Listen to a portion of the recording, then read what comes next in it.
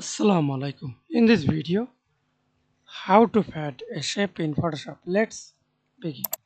Create a new layer and insert a shape. Any shape.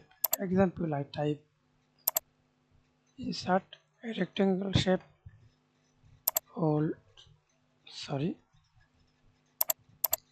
We can use any shape as you wish. Then create a layer mask. Select the gradient tool. Right click. Use gradient tool. Gradient drop down menu. Transparent. Gradient plate. Double click.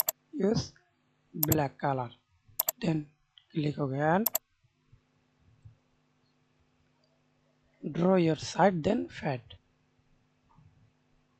draw left side, fat, up, down. That's it. Thanks for watching video. Please subscribe to my channel, like, comment, share.